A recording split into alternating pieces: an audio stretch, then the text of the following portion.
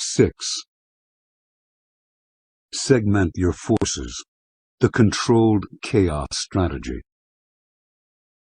The critical elements in war are speed and adaptability, the ability to move and make decisions faster than the enemy. But speed and adaptability are hard to achieve today. We have more information than ever before at our fingertips, making interpretation and decision-making more difficult.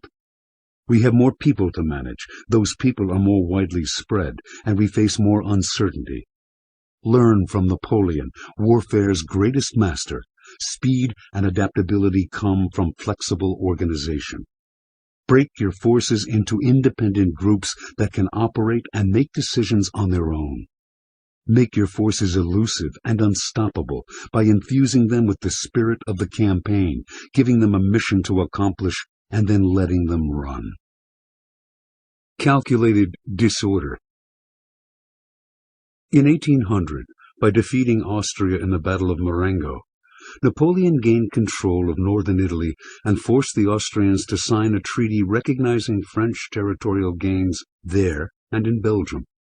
For the next 5 years, an uneasy peace held sway. But Napoleon crowned himself Emperor of France, and many in Europe began to suspect that this Corsican upstart had limitless ambitions. Karl Marx, the Austrian quartermaster general, and an older and influential member of the Austrian military, advocated a preemptive strike against France, with an army large enough to guarantee victory. He told his colleagues, "In war, the object is to beat the enemy, not merely to avoid being beaten." Marx and like-minded officers slowly gained influence, and in April 1805, Austria, England, and Russia signed a treaty of alliance to wage war on France and force her to return to her pre-Napoleonic borders. That summer, they formulated their plan. 95,000 Austrian troops would attack the French in northern Italy, redressing the humiliating defeat of 1800. Another 23,000 troops would secure the Tyrol between Italy and Austria. Marx would then lead a force of 70,000 men west along the Danube into Bavaria, preventing this strategically located country from allying itself with France. Once encamped in Bavaria, Marx and his army would await the arrival a few weeks later of 75,000 troops from Russia. The two armies would link up, and this unstoppable force would march west into France. Meanwhile, the English would attack the French at sea. More troops would later be funneled into each war zone, making for an army totaling 500,000 men overall, the largest military force ever assembled in Europe up to that point. Not even Napoleon could withstand an army more than twice the size of his own, moving in on him from all sides. In the middle of September, Marx began his phase of the campaign by advancing along the Danube to Ulm, in the heart of Bavaria. Having established his camp there, he felt hugely satisfied. Marx loathed disorder and uncertainty. He tried to think of everything in advance, to come up with a clear plan and make sure everyone stuck to it. Clockwork warfare, he called it. He thought his plan was perfect. Nothing could go wrong. Napoleon was doomed. Marx had once been captured and forced to spend 3 years in France, where he had studied Napoleon's style of war. A key Napoleonic strategy was to make the enemy divide his forces, but now the trick was reversed. With trouble in Italy, Napoleon could not afford to send more than 70,000 French troops across the Rhine into Germany and Bavaria. The moment he crossed the Rhine, the Austrians would know his intentions and would act to slow his march. His army would need at least 2 months to reach Ulm and the Danube. By then, the Austrians would already have linked up with the Russians and swept through the Alsace and France. The strategy was as close to foolproof as any Marx had ever known. For Marx, the Russians could not arrive in Ulm too soon. Near the end of September, however, Marx began to sense something wrong. To the west of Ulm lay the Black Forest, between his own position and the French border. Suddenly, scouts were telling him that a French army was passing through the forest in his direction. Mach was bewildered. It made the best sense for Napoleon to cross the Rhine into Germany farther to the north, where his passage east would be smoother and harder to stop. But now he was yet again doing the unexpected, funneling an army through a narrow opening in the Black Forest and sending it straight at Mach.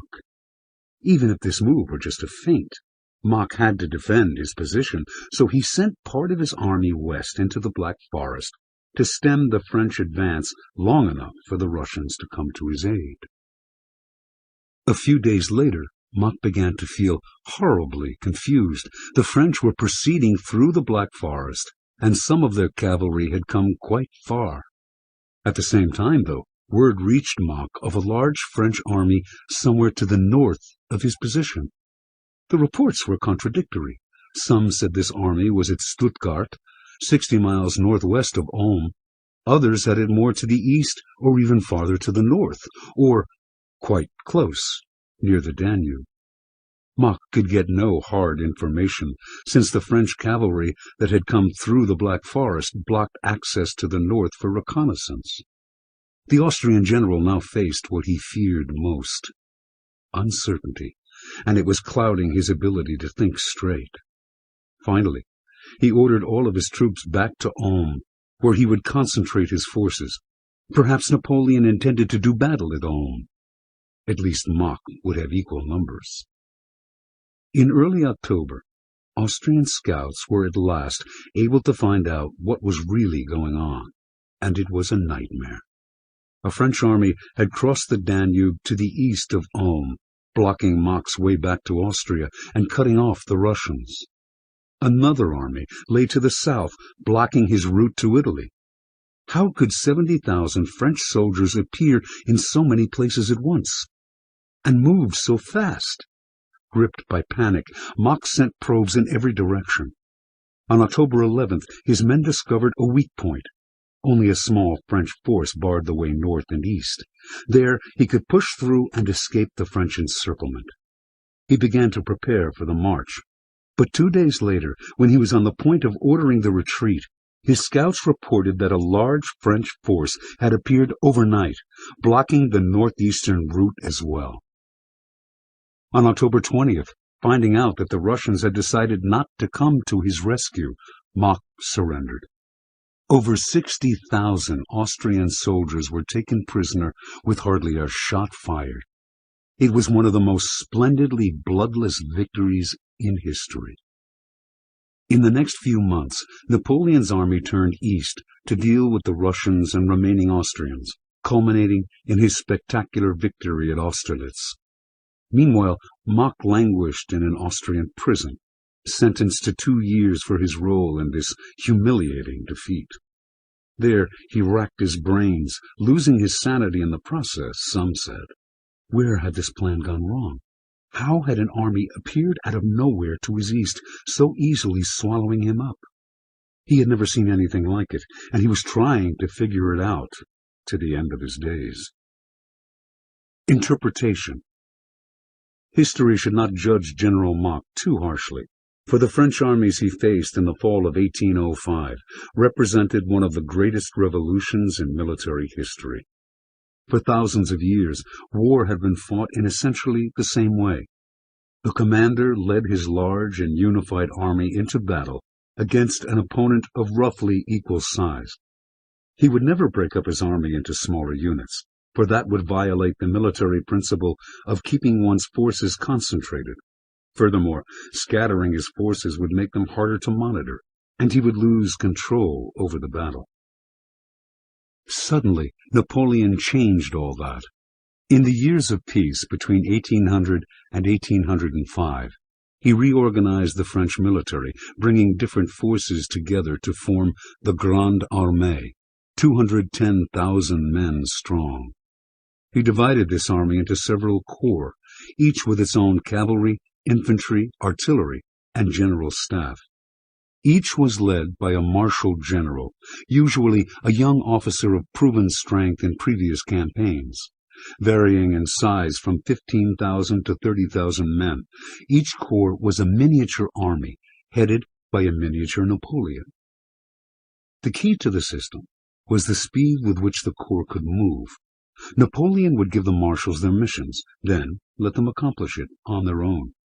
Little time was wasted with the passing of orders back and forth, and smaller armies needing less baggage could march with greater speed.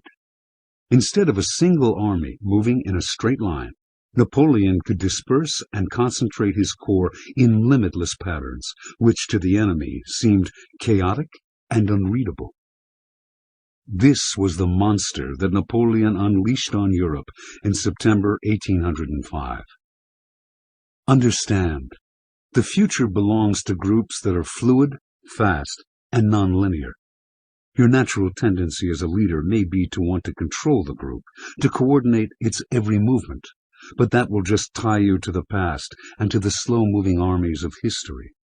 It takes strength of character to allow for a margin of chaos and uncertainty, to let go a little. But by decentralizing your army and segmenting it into teams, you will gain in mobility what you lose in complete control. And mobility is the greatest force multiplier of them all. It allows you to both disperse and concentrate your army, throwing it into patterns instead of advancing in straight lines. These patterns will confuse and paralyze your opponents. Give your different corps clear missions that fit your strategic goals. Then, let them accomplish them as they see fit.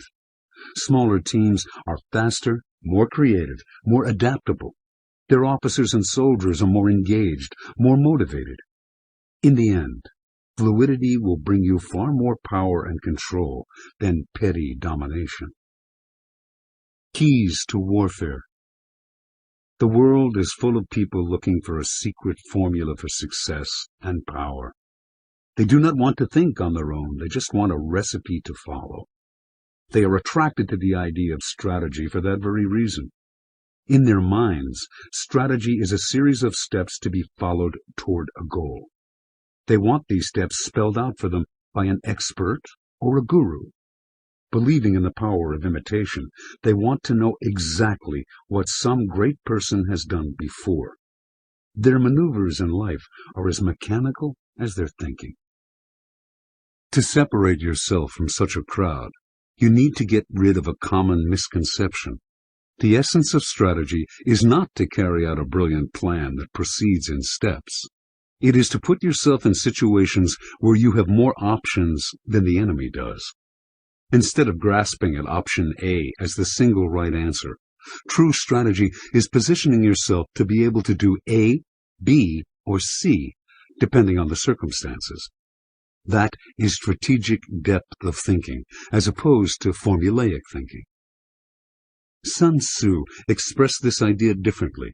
What you aim for in strategy, he said, is shi, a position of potential force. The position of a boulder perched precariously on a hilltop, say, or of a bowstring stretched taut. A tap on the boulder, the release of the bowstring, and potential force is violently unleashed. The boulder or arrow can go in any direction. It is geared to the actions of the enemy. What matters is not following preordained steps, but placing yourself in shi and giving yourself options. Napoleon had always aimed at his version of shi, and he perfected it in the 1805 campaign. Obsessed with structure and organization, he developed the corps system, building flexibility into the very skeleton of his army. The lesson is simple. A rigid, centralized organization locks you into linear strategies. A fluid, segmented army gives you options, endless possibilities for reaching shi. Structure is strategy, perhaps the most important strategic choice you will make.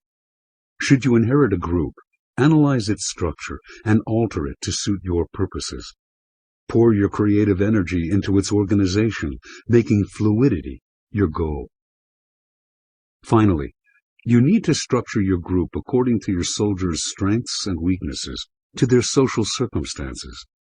To do that, You must be attuned to the human side of your troops. You must understand them and the spirit of the times, inside and out.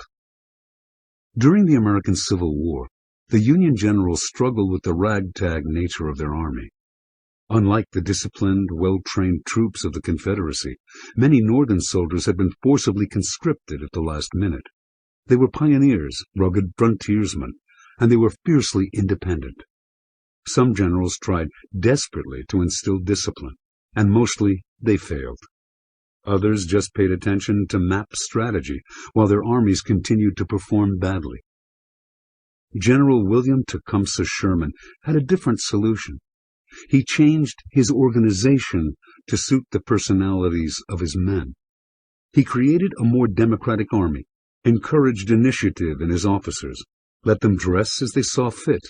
He loosened outward discipline to foster morale and group spirit. Like frontiersmen generally, his soldiers were restless and nomadic. So he exploited their mobility and kept his army in perpetual motion, always marching faster than his enemies could. Of all the Union armies, Sherman's were the most feared and performed the best. Like Sherman, do not struggle with your soldiers' idiosyncrasies, but rather turn them into a virtue, a way to increase your potential force. Be creative with the group's structure, keeping your mind as fluid and adaptable as the army you lead. Reversal. Even if you run a looser organization, there may be times when you will have to tighten it and give your officers less freedom. Wise generals set nothing in stone, always retaining the ability to reorganize their army to fit the times and their changing needs.